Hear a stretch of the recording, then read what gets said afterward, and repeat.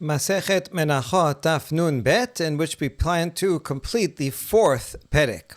Yesterday, Rabbi Shimon was cited in a Mishnah that there were 7 different takanot that the Bet Din enacted, and one of them was that if there's a Kohen Gadol who dies and there's not another Kohen Gadol who is appointed immediately, then we still bring the Korban Mincha of the Kohen Gadol, and it's paid for, according to Rabbi Shimon, it's paid for by the community. This was in dialogue with Rabbi Yehuda, who said, no, it's the heirs of the Kohen Gadol who pay for it, but Rabbi Shimon says, no, it's that of the community. And we wondered, what do you mean is that it's a enactment? Isn't it, according to Rabbi Shimon, mideoraita? Because he quoted a pasuk that proved that is so. You bring it from the community because it says Chok Olam. And then we explained that, in mideoraita, you're right, Chok Olam. It comes from the community. But then the sages saw that they were depleting the funds from the Machasita Shekel, from the temple treasury, and so they said the heirs should better come and pay for it. But the heirs were not careful. They didn't care about it, and they weren't paying. And so then the sages made a second enactment, and they made a deoraita. So in fact, it is the deoraita law, according to the Bishimon, that the community pays for it, and it's also an enactment that go back to that law after they temporarily went away from it. All that was according to the Bishimon. Now we're going to continue with another one of the ordinances that were mentioned there in that Mishnah in Masechet Shekalim. Val para shelo yehe mo'alin be'efra. The sages made an enactment regarding the para aduma that if one gets personal benefit from the ashes, that is not considered me'ilah. We ask about that. Deoraita hi. What do you mean it's an enactment of the sages? That's a deoraita law. Detanya hatat hi melamed shemo'alin ba. He mo'alin ba be'efra and mo'alin. There's a braita that teaches that the paraduma is called a chatat. It's a sin offering, and that means, since it's like a chatat, even though technically it's not actually a korban because it's slaughtered outside the courtyard, it's not put on the mizbeach at all. But this comparison teaches that if one would derive benefit from it, then it would be me'ilah. But the he, refers to it itself, the animal itself, if one gets personal benefit from the animal. However, that excludes the ashes. So if one gets personal benefit from the ashes, then one is not liable to me'ilah. So what do you mean that's in a rabbinic enactment? That's already the Torah law. Amar Rav Ashi, shete takanot havai, deoraita ba mo'alin, be'efra en mo'alin. Kevan dechazu dekamezalzeli ba, vekabdi mineh lemakatan, gazru be'me'ilah. Rav Ashi explains again that there's 2 steps to this enactment. Midor, on the deoraita level, as we said in the braita, one commits me'ilah only from deriving benefit of the animal itself. But for the ashes, no me'ilah.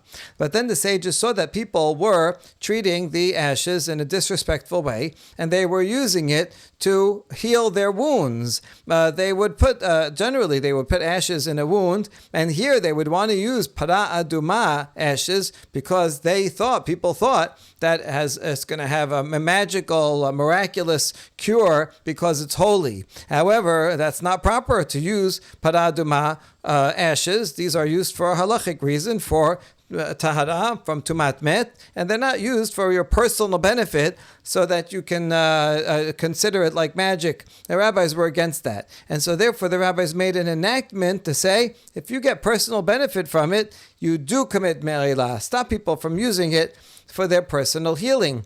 But then the rabbi saw, because they enacted that it's going to be me'ilah, people were refraining from using paraduma waters in the case where they were not sure if they were tamemet or not. If they're for sure tamemet, okay, they need it, so they'll go. But let's say they're not sure, and I went to some place, I'm not sure if I went in the cemetery, I'm not sure if there was a body there or not. And so really they should get paraduma water, even out of safek. So just in case, if they want to come to the Bet HaMikdash, they should get it. But they were worried that maybe I'm not tameh, and therefore I don't need it. And if I go and get it without needing it, I'm going to commit me'ilah. So people were not going to get sprinkled for a case of safek, but they should. And so therefore the rabbi saw that that's a worse problem, and so they made a second enactment to go back to the deoraita law. Teno Rabbanan, Pad halem davar shel sibur usira avodah zara batechila magbin lahen divrei Rabbi Yehuda. Rabbi Shimon omer mitrumat halishka hen ba'in. Now we quote a braita that is going to bring a new issue, but this issue we're going to bring as a parallel to the machloket between Rabbi Shimon and Rabbi Yehuda that we mentioned above from the Mishnah. This baraita teaches that if a community makes a mistake, that is, the Sanhedrin issues a mistaken ruling, and they have to bring a par helim davar shel sibur, a par for an unknowing sin of the community, or if the Sanhedrin has an erroneous ruling regarding avodah zarah and people follow it, then they don't bring a par, they bring a sa'ir. In both of these cases, who pays for it? So it's machloket. Rabbi Yehuda says we make a new collection, a special collection for this par, or this sa'ir. Magbin, batechila magbin, new collection. Rabbi Shimon says, you bring it, you bring it from the regular communal funds, from machasita shekel, they're all there in the chamber of the treasury, and you bring it from the regular one. This is actually parallel because Rabbi Shimon before in the Mishnah said, if there's no Kohen Gadol, we collect from the communal funds, from the regular machasita shekel, to pay for the korban mincha of the Kohen Gadol. And so that's parallel to his opinion here. Rabbi Yehuda there said it's the heirs, it's a special collection from the heirs. Here he says a special collection from the community because it's going to atone for the communal sin. Now this is Baraita number 1, but we have another Baraita that says the opposite. These views are flipped. So now we want to know which of these Baraitot is later. We assume that the later one knew the earlier one and corrected whatever was a mistake. So the later one is going to be authoritative. But how do we know which one we should follow? Amaru Rabbanan kamed Rav Asher. So the sages said to Rav Asher, Lema kamaita acharita, desham'inan le Rabbi Shimon dehayish lepeshia. Says, let us propose that the first one that we learned, this one that we have right here, is in fact the later, chronologically, and therefore authoritative one. Why? Because we learned above that Rabbi Shimon is the one that's worried about people not paying. Rabbi Shimon, he's the one that says, make it from the community. The communal funds, machasita shekel, has to pay for the korban of the Kohen Gadol when there is no Kohen Gadol. And then he said that the rabbis saw that when it was depleting, they changed it to the heirs, but the heirs wouldn't pay. So you see that Rabbi Shimon is worried about individuals not paying for something, and therefore he said, no, go back to the community. So just like there, he's worried about individuals coming and giving a special payment, so too here it makes sense Rabbi Shimon would be consistent and say, this par he'elim davar shel sibur has to be paid for by the regular machasita shekel. Because if you're going to try to make a special collection, people are going to be negligent and they're not going to want to pay. Amar lehu Rav Asher. Rav Asher responded to this proposal. He disagreed. Afilu tema batraita acharita. No, you can even say that the second baraita is the later one, the opposite one. Ki kachayish Rabbi Shimon lepeshia milta delet bu kapara begava bemileta deit lehu kapara begava la chayish Rabbi Shimon lifshia. When Rabbi Shimon is worried that people will be negligent, that's only regarding something that will not provide them with atonement. The korban mincha of the Kohen Gadol is an obligation of the Kohen Gadol. It doesn't provide atonement for the people. So therefore, the heirs don't care about it. They're not going to pay for it. If you go tell people to pay for it, they're not going to. There, he's worried, and that's why he says there you have to bring it from machasita shekel funds. Otherwise, we're not going to get anyone to pay for it. However, if it's something that provides atonement, then Rabbi Shimon says, if it provides atonement, then people will pay. And therefore, it could be that the other version of the Braita that says, according to Rabbi Shimon, it's actually a new collection. You make a new collection. This is no, we're not using those funds. The machasita shekel, this is a special one, a special occasion. Everybody pay up a little bit for it. And people will pay because they all all want to get atonement. So what's the conclusion? Now we don't know which baraita is the first and which is the second. Amar le Rabba zuti le Rav Asher Tashema detanya et kol bani lachmi deishai reach nichochi tishmeru lakrib li bemoado lerabot parhedim davar shel sibur usoire avodah zara shebein mitrumat hadishka divrei Rabbi Shimon. Rabba zuti told Rav Asher, I have an answer. Here's a baraita that is the opinion of Rabbi Shimon.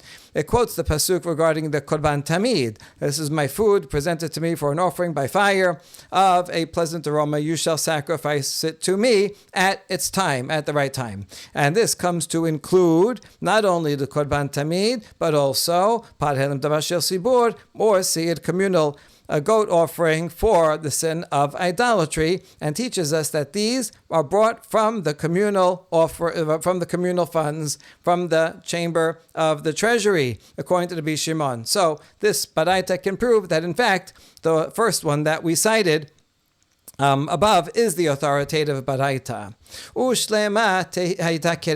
Now back to the Mishnah that says, if there's no Kohen Gadol appointed, then we bring a full isaron of flour, and we do not cut it in half. Only if there's a Kohen Gadol there, the Kohen Gadol cuts it in half and brings half in the morning and half in the evening. If the Kohen Gadol dies and we do appoint a new one immediately, then the new one will bring a whole, but cut it in half, and offer half in the afternoon and the other half will burn. But if there's no Kohen Gadol appointed, then we bring a whole and we do not cut it in half.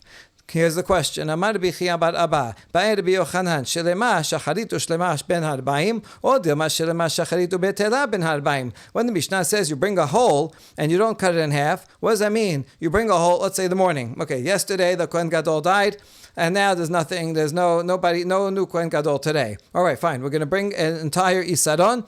We discussed already who pays for it, and we don't cut it in half. So we will offer and burn the whole thing in the morning. And does that mean in the afternoon, what do we do? Another entire isaron in the afternoon? That's option one. Or maybe we bring the whole isaron in the morning, and then we don't bring anything in the afternoon. You covered it. You brought the whole thing in the morning. So that's it. That's we don't, instead of breaking it into two, we bring it all in the morning and do nothing in the afternoon.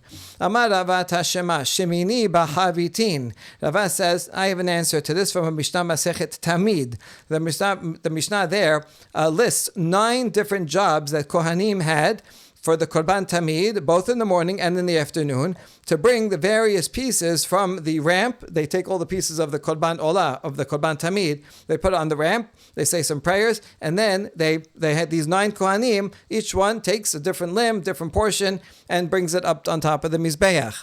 Now the 8th person, the 8th Kohen, is in charge of bringing the Chavitim, the Korban, the daily Korban of the Kohen Gadol. He's going to carry it up to the Mizbeach. Now, here's the proof. V'im ita de betela ben harbayim hazimnin de la meshkach lehshemini b'chabitin hechi dameh demet kohen gadol v'lo minu acher tachtav. If it's true that when there's no Kohen Gadol, you bring a whole isaron in the morning and nothing in the afternoon, well then you'll have a problem, because there'll be times where the 8th guy will have no job. What case will that be? If a Kohen Gadol died and we didn't appoint anybody in his stead, then and every afternoon after that, the 8th guy will be like, hey, I have no job. And this Mishnah, Masechet Tamid, says the 8th guy always has to have a job. So therefore it must be that we bring an isaron in the morning and another entire isaron each afternoon. Amaru Rabbanan kamed Rabbi Yirmiyah. Now this Rava said, Rava lived in Bavel. And then the rabbis repeated this answer of Rava, this proof from this Mishnah, to Rabbi Yirmiyah, who lived in Eretz Yisrael. Amar, Bavla tipsha'e mishum diatvu be'atra de hashocha, amri shema'tata de mahashenchan. And Rabbi Yirmiyah did not agree with it, and he had some very sharp words. He said, these stupid Babylonians. What kind of answer is that? Because they live in a dark country, that's why they say dark halachot, wrong halachot. Okay, so you could say you disagree, but but he was really upset by this one. And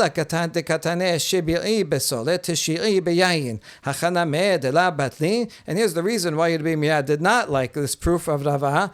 In that same Mishnah, it says the seventh Kohen is in charge of bringing the solet, which accompanies the Korban Tamid. And the ninth one is in charge of bringing the wine libation that accompanies the Korban Tamid. Now, those two, will you say, there's never a possibility that you wouldn't bring those? There is a possibility. Minchatam v'niskehem balayla. Minchatam v'niskehem afilu lemachar.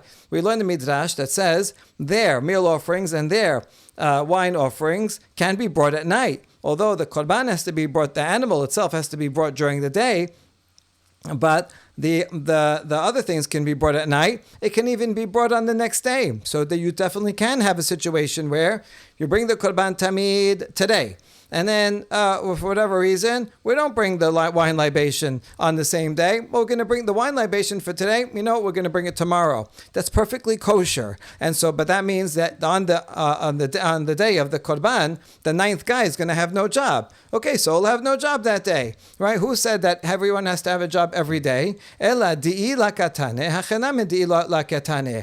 So over there, it doesn't say, and what if? We don't ask, and what if they don't bring the nesachim that day, and then they bring it the next day? Now the ninth guy is not going to have a job. We're not worried about that. Here also, we don't worry about that. The Mishnah Tamid is giving you the standard case. When everything's going normal schedule, there'll be these 9 jobs that have to be done. And if something is a little different that day, and you don't have this, you don't have wine, and you're going to bring it tomorrow, okay, so that day, the ninth guy won't have a job. He won't do anything. And the next guy, you'll need another person to do that.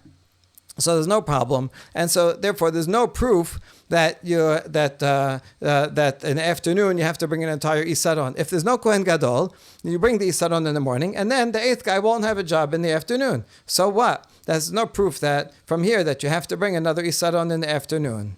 The sages told Rava what Rabbi Yirmiyah said. The Rabbi Yirmiyah, we told him what you said. He didn't like it at all. He said this is a dark teaching.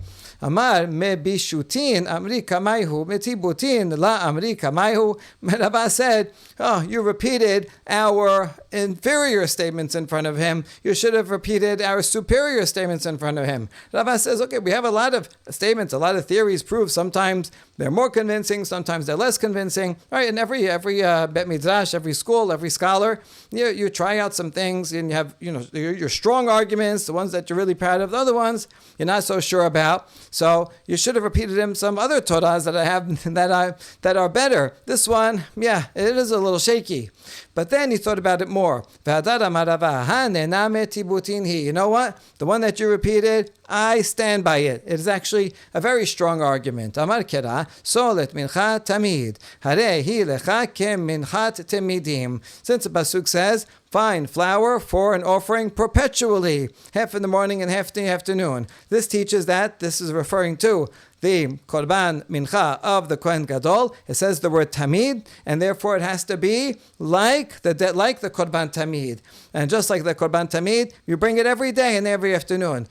Even if a Kohen Gadol dies, you still bring the korban tamid. There's nothing to do with the Kohen Gadol, so you have to bring it every day. So too, the korban mincha of a Kohen Gadol has to be brought every day, and you can't miss it. And therefore, I stand by my statement, and I think that it's not optional. And that's here is my proof that in fact you have to bring it every day. Since you have to bring it every day, the guy who's in charge of it has to be involved, and the 8th person, and so he's certainly going to have to bring something in the morning and something in the afternoon. We don't cut it in half, fine. Then that's an entire isaron in the morning and an entire isaron in the afternoon, right? Because both tamid, just like tamid is in the morning and the afternoon, we have to bring this korban mincha in the morning and the afternoon. My have'ala. Okay, what's the bottom line? Amar Rav Nachman bar Yitzchak tashema detanya shedema shacharit ushlema ben arba'im. Yeah, we have a braita that teaches, in fact, you bring an entire isaron in the morning and another entire isaron in the afternoon, as long as a new Kohen Gadol has not yet been appointed. Amar Rabbi Yochanan peligi ba Abba Yosef ben Dostai ve'Rabbanan. Rabbi Yochanan says there is machloket between Abba Yosef ben Dostai and the sages regarding how much levana, one has to bring with the korban mincha of the Kohen Gadol. Abai Yosef ben Dostai omer mafrish la shene kemasim shel lebona, komes shacharit vekomes ben ha'arbaim. Abai Yosef ben Dostai says that he separates 2 kematzim of levona in the morning, and then he uses one of those kematzim with the morning offering and another one with the afternoon offering. So altogether he has an isaron of flour with 2 kematzim, and then he splits it half and half.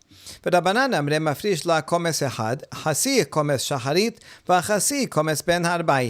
rabbis, however, say in the morning he brings 1 kometz altogether for the whole day, and he offers half of it in the morning and half of it in the afternoon. B'may kami palge, what's at the essence of their machloket? Abai Yosef ben Dostai sabar la'ashkechan hasi komes de karib, v'Rabbanan sabre la'ashkechan isaron de ba'eh shene kemasim. Abai Yosef ben Dostai says, we never find that one offers a half a kometz. Anytime, in all other cases, if you need a kometz, you offer an entire kometz. So therefore, you're going to have to put on the mizbeach, burn an entire kometz in the morning and an entire one in the afternoon. However, the rabbis, however, say that it's the wrong ratio. We never find that in 1 isaron of flour it requires 2 kematzim. Generally, 1 isaron of flour requires 1 kometz, and so therefore, when you bring in the morning 1 isaron, 1 kometz, and then you divide everything between the morning and the afternoon. Rabbi Yochanan cited this machloket, and now he has a question about it. Kohen Gadol shemet velo minu acher tachtav. In the case where the Kohen Gadol dies, and we did not appoint another one. We established above that one has to bring a full isaron from the communal funds in the morning and another full isaron in the afternoon. So we're doubling the amount of flour during those days. According to the rabbis that say, on a normal day when a Kohen Gadol is alive, he brings 1 kometz of levona altogether, half in the morning, half in the afternoon. Now that the Kohen Gadol is gone, and we double the flour, do we double the levona also? On the one hand, you can argue, since the flour is doubled, the lebona also should be doubled. And then, in this case, it'll be 2 kematzim, 1 kometz in the morning and 1 in the afternoon. Or do we say, that which the Torah revealed, it revealed. What it didn't reveal, it did not reveal. It taught us something about having a full isaron. You can't split it when there's no Kohen Gadol. Fine, that you have to bring double. But it didn't say anything about doubling the levona, so we leave the levona the same amount. V'shemen ben le'Abai Yosef ben Dostai ben le'Rabbanan mahu. And another question about the oil. When the Kohen Gadol is alive, he brings in isaron of flour and 3 lugim of oil. We established that a couple of dafim ago. And he takes it and he splits it in half. Half in isaron and 1.5 log of oil he'll offer in the morning and the same in the afternoon. But in this case where he's doubling the flour, how about the oil? And this question will apply also according to Abai Yosef ben Dostai. In this case, in the first case, Abai Yosef ben Dostai already says that you bring a full lebona because you have to bring a full lebona.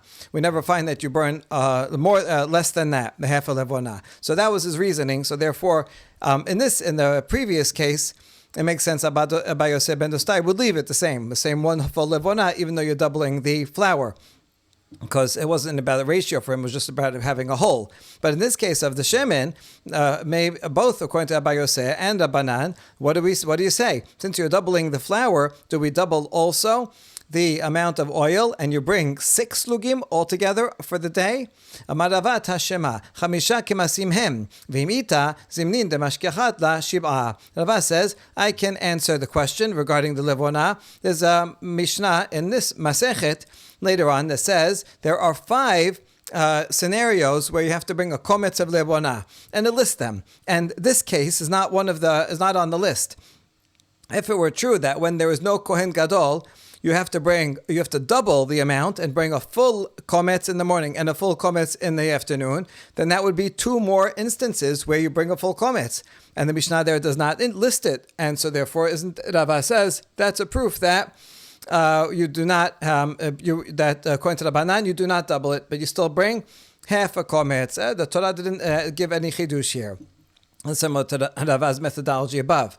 De'i lakatane, but we reject this proof because, no, the Mishnah is not giving you every instance. It's not saying, and if in the rare case that the Kohen Gadol died, there's no Kohen Gadol, then indeed you might have to bring another a full kometz, and there would be another two cases of it. But the Mishnah is just listing standard cases, so therefore there's no proof from Rava. Yativ Rapapa v'kamar lahashma'ata. Rapapa was reciting this above discussion. Amar Rav Yosef bar Shemaya Rapapa v'hama ale kometz pahus de'i hava v'kataneh.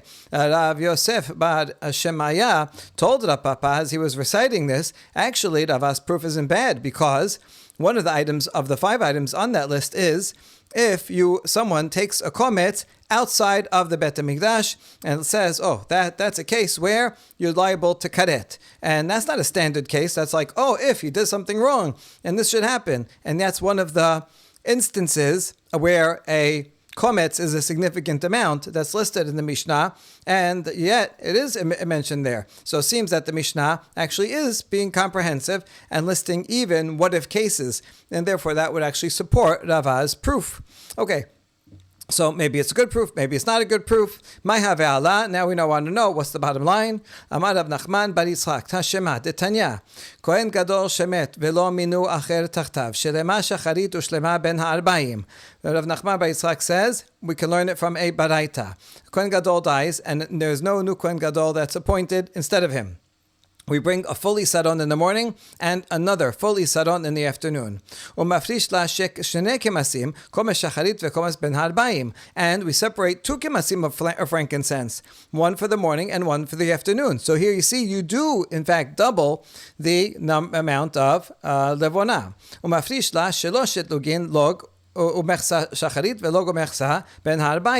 And you separate for the entire day 3 lugim of oil, 1.5 in the morning and 1.5 in the afternoon. Now this is strange because you see, we do not double the oil. You'd think if you double the frankincense, you should double the oil too. So we ask, Maneh, who is the author of this baraita?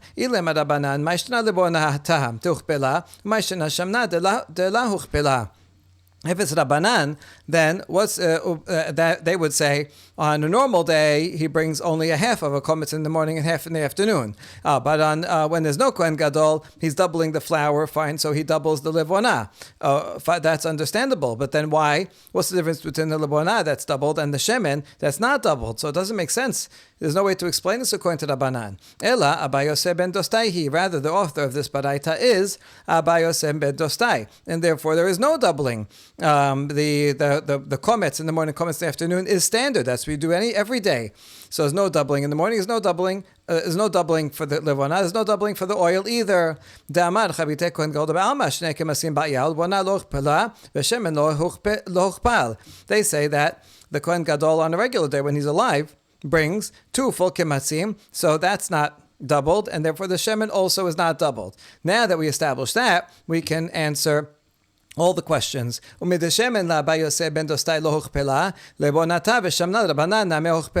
that according to Abbas Yosef, he does not double the oil. And so that means that's the principle. We do not double the oil. Since you don't double the oil according to Abbas Yosef, you wouldn't double the oil according to Rabbanan either. If Rabbanan thinks you don't double the oil, also they would agree that you would not double the frankincense. And so therefore that must be the answer, that according to Rabbanan, we do not double the other ingredients, only doubling the flour. Amar Rabbi Yochanan halacha ke Abba Yosef ben Dostai. Rabbi Yochanan says the halacha follows Abba Yosef ben Dostai. We ask, Umi Amar Rabbi Yochanan hachi, v'Amar Rabbi Yochanan halacha ke stam mishnah, utnan chamisha kemasim hem. But Rabbi Yochanan also has a general rule, not only specifically for this case. His general rule is that halacha always follows the anonymous opinion of the Mishnah. And the Mishnah that we cited above says that there are 5 cases where a kometz of levona is applicable, and it doesn't list this one. And this is a standard case. We're talking about not when the Kohen Gadol is dead. We're talking about when the Kohen Gadol is alive. If you follow Abba Yosef ben Dostai, then it should be 7, because the Kohen Gadol, according to him, when he's alive, brings a levona in the morning and a levona in the afternoon. So that means that the Stam Mishnah is not like Abba Yosef ben Dostai. So which one is it? Rabbi Yochanan is halacha like Abba ben Dostai, or is it like the Stam Mishnah, which is like Rabbanan? And the answer is Amora enin hu v'alibad Rabbi Yochanan. You're right; these contradict, and there are two different Amoraic traditions about what Rabbi Yochanan said. Hadran alach hatechelet.